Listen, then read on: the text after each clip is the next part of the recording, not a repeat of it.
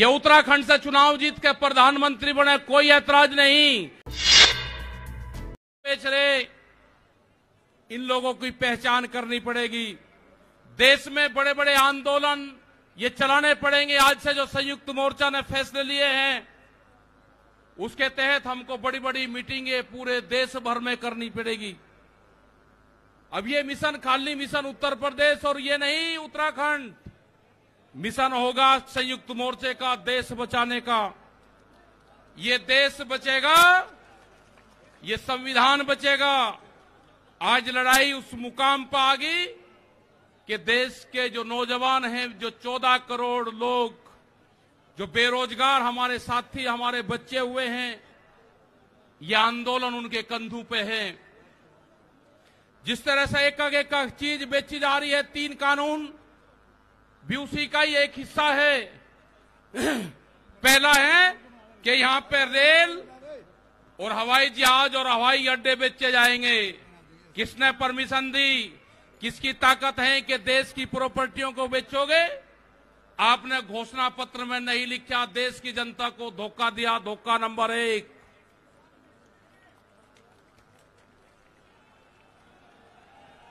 धोखा नंबर 2, धोखा नंबर 2, बिजली बेचेंगे, प्राइवेट करेंगे बिजली को। ये धोखा नंबर 2 कहीं घोषणा पत्र में नहीं लिखा।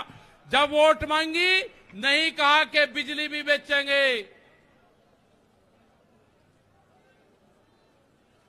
ये सड़क बेचेंगे, पूरी सड़कों पर टैक्स लगेगा और एनएच के आसपास 500 मीटर तक अपनी कोई चाय की दुकान और गुमटी भी नहीं लगा सकता। अगर किसी ने चाय का खोखा रखा तो वह जमीन उसकी गांव समाज में निहित होगी। ये सड़कों को बेचने का काम करेंगे। ये देख लेना क्या क्या चीज बिक्री है। ये सेल फॉर इंडिया का बोर्ड देश में लग चुका है।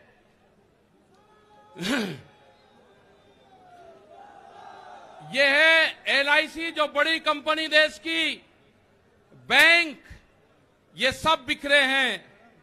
इनके खरीदार कोई और नहीं है, खरीदार अडानी और अंबानी हैं। ये बिखरे हैं सब। एफसीआई की जमीन, जहां पे हमारा भंडारण होता था, वे पूरी जमीन, पूरे गोदाम अडानी को दे दिए गए हैं। पूरी एफसीआई के जो गोदाम हैं अडानी के कब्जे में हैं।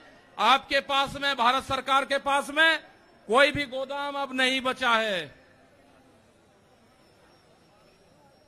देश के बंदरगाह, पूरा जो समुद्र के तट थे 100 किलोमीटर तक एक कंपनी को बेच दिए। वे बंदरगाह भी बिक गए।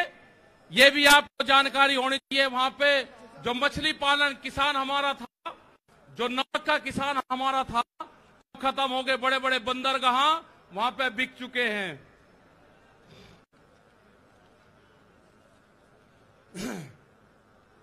ये जल को बेच रहे हैं। जल का पूर्ण रूप से प्राइवेट कंपनियों को नदियां बेची जा रही है। जो नदियां, जो जल हमारी जीवन रेखा होती थी, उनको बेचने का काम पूरे देश में करा जा रहा है।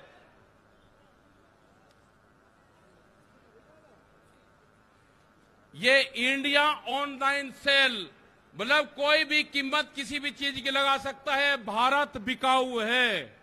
ये भारत सरकार की पॉलिसी है।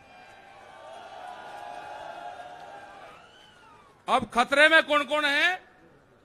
ओएनजीसी, बीपीसीएल, इस्पात, शिक्षा, प्राइवेट जो चिकित्सा हो रही है, और देश के संविधान भी खतरे में है। जो बाबा भीमराव अंबेडकर का संविधान था, वो भीड़ में बता जा रहा है। हम उसको भी बता रहे हैं कि बाबा भीमराव अंबेडकर का संविधान भी खतरे में है, उसको भी बचाना है। और ये खेती किसानी जिससे ये आंदोलन शुरू हुआ, ये खेती और किसानी भी बिक्री के कगार पे है। हमारी समझ में जब आया, जब देश की खेती बिकने के कगार पाई, जब ही आंदोलन शुरू हुआ। उसके 3 कानून 9 महीने से किसान आंदोलन है, वो करने को तैयार नहीं है। आज हालात यह है कि आपका 10 साल पुराना आगे के 10 साल पुराना ट्रैक्टर नहीं चलेगा, वो भी इसी में ही आता है। आपको बैंक में कर्जा आप दुगना ले लो, आपको बैंक दुगना कर्जा दे देगा। आपको बैंक कहेगा कि गोल्डन कार्ड बना दिया, आप कर्जा ले लो, फसलों के भाव नहीं आपको देंगे। हम जिस जमीन पर आए हैं, ये जमीन उत्तर प्रदेश की जमीन, और जहां पे मुजफ्फरनगर का जो क्षेत्र है, ये गन्ने की बेल्ट है पूरी। क्या इन लोगों ने ये नहीं कहा कि जब अगर हमारी सरकार आएगी तो हम 450 रुपए गन्ने का भाव देंगे? ये कोई भाव देने को तैयार नहीं है। यहां पे सरकारें पहले भी आई जिन्होंने 80 रुपया रेट बढ़ाया, दूसरे वाली सरकार आई 50 रुपए रेट बढ़ाया। क्या योगी सरकार उन दोनों से कमजोर है? 1 रुपया रेट नहीं बढ़ाया। हमारा 12,000 करोड़ रुपया से ज्यादा आज शुगर फैक्ट्री पे सरकार पे बकाया है। अगर हम मांगते हैं तो कहते हैं जी ये राजनीति कर रहे हैं। अगर ये मुद्दे उठाने राजनीति है तो ये मुद्दे यहां के लोग उठाते रहेंगे। हमें बहुत तरह के एलिगेशन लगाए गए। हम 9 महीने से वहां पे हैं, आप लोगों के बीच से वहां पे गए। आप बहुत जिम्मेदारी के साथ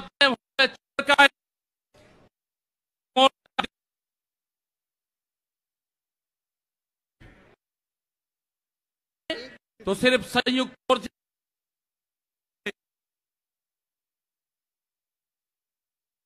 जमीन पर पैर नहीं रखेंगे भैया। यहाँ पे मुजफ्फरनगर की जमीन पे हम पैर नहीं रखेंगे। हम गाड़ी से यहां से वापसी जाएंगे। जब ये आंदोलन फतेह होगा, इस किसान और देश के जवान की जीत होगी, जब ही हम यहां पाएंगे। अत्याचार बहुत है। यहां पे पुलिस फोर्स के लोग भी होंगे।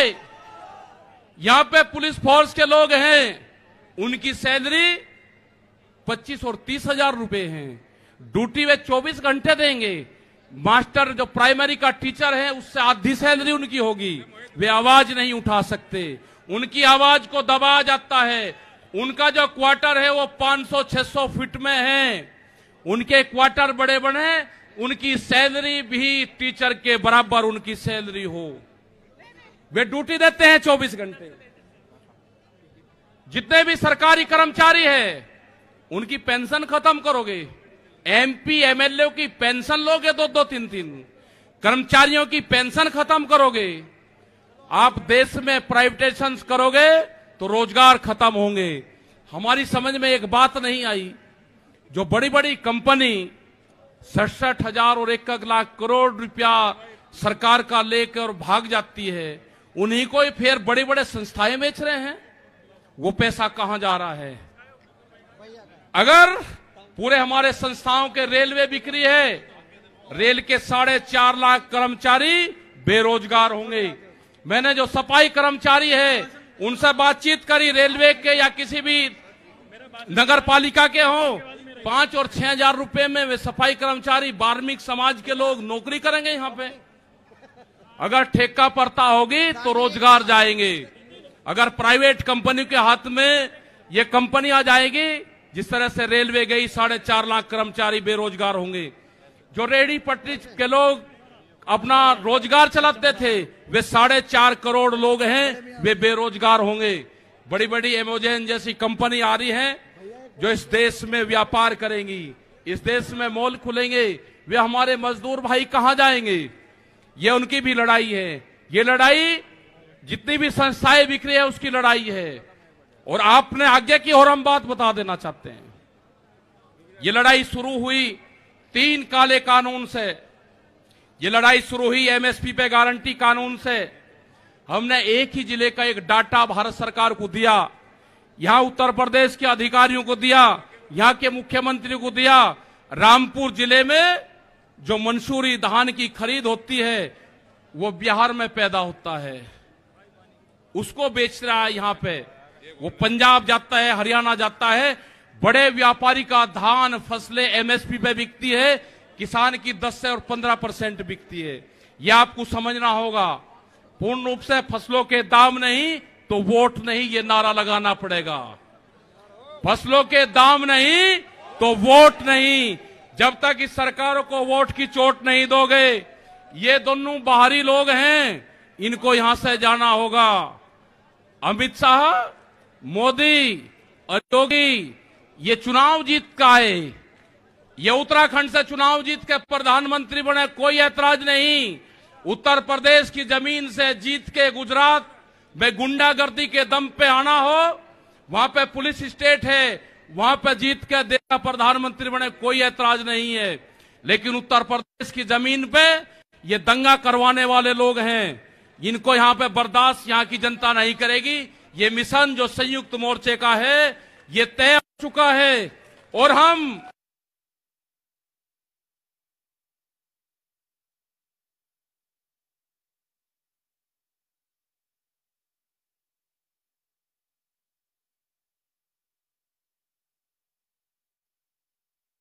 मोर्चा नहीं छोड़ देंगे।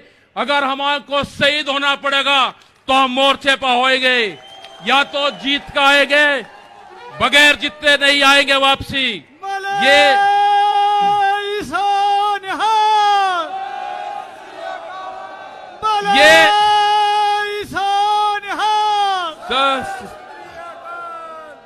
इस तरह की अगर सरकारें देश में होंगी तो ये दंगे करवाने का काम करेगी। पहले भी नारे लगते थे जब टिकैत साहब थे, अल्लाहू अकबर, अल्लाहू अकबर, ये नारे लगते थे। हर हर महादेव और अल्लाहू अकबर के नारे इसी धरती से लगते थे। ये नारे हमेशा लगते रहेंगे, ये नारे हमेशा लगते रहेंगे। दंगा यहां पे नहीं होगा। ये तोड़ने का काम करेंगे, हम जोड़ने का काम करेंगे। किसी गलत फहमी में मत रहना। ये देश हमारा है, ये प्रदेश हमारा है, ये जिले हमारे हैं।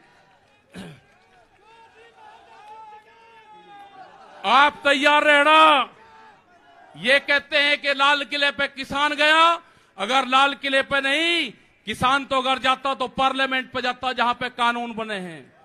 लाल किले पे धोखे से लेके गए हैं आप हमको, हमारे लोग नहीं गए। धोखे से लेकर आप लोग गए हैं। क्या कोई देश की एजेंसी है कि जो उसको जांच कर दे? क्योंकि कोई एजेंसी बोलने को तैयार नहीं है। पूरे देश पे इनका कब्जा हो चुका है, पूरी एजेंसियों पे। देश में कैमरा और कलम पे बंदूक का पहरा है। कैमरा और कलम पे किसी प्रेस की हिम्मत नहीं कि वो किसान के पक्ष में दिखा दे। निगेटिव दिखाते हैं बहुत प्रेस के लोग। तो इन सब लोगों का आपको ध्यान रखना है। ये आंदोलन जारी रहेगा। वो 28 तारीख की जो काली रात है उसको आप याद करते रहना। हम वहां से हटेंगे नहीं, किसी भी कीमत पर वहां से जाएंगे नहीं।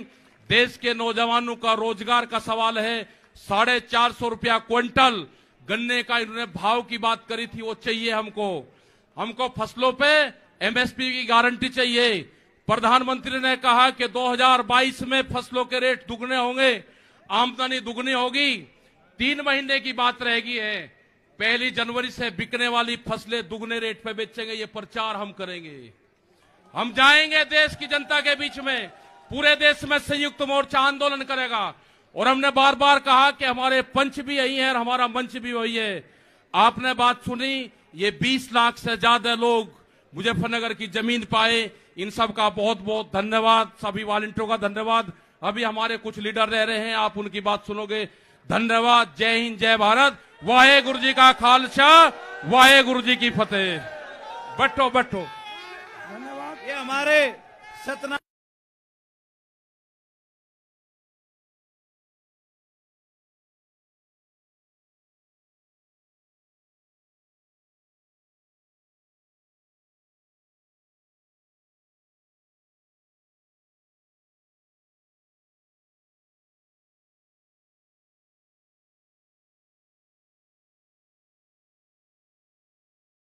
उत्तर प्रदेश की जमीन से जीत के गुजरात में गुंडागर्दी के दम पे आना हो, वहां पे पुलिस स्टेट है, वहां पे जीत के देश का प्रधानमंत्री बने, कोई ऐतराज नहीं है। लेकिन उत्तर प्रदेश की जमीन पे ये दंगा करवाने वाले लोग हैं, इनको यहां पे बर्दाश्त यहां की जनता नहीं करेगी। ये मिशन जो संयुक्त मोर्चे का है, ये तय